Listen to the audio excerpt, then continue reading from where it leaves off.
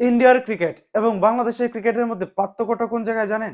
Just ছোট্ট একটা উদাহরণ দিব, আপনি খুব সুন্দরভাবে বুঝে যাবেন। ইন্ডিয়ার ক্রিকেটার মোহাম্মদ সামি, তাকে নিয়ে খুব সুন্দর হৃদয় বিদায়ক একটা ঘটনা। সেটা হচ্ছে ইন্ডিয়ার সামনে একটা সিরিজ আছে নিউজিল্যান্ডের বিপক্ষে। সেই সিরিজে মোহাম্মদ সামিকে যেন রাখা হয় তার জন্য রিকোয়েস্ট করেছেন জাসপ্রীত বুমরা।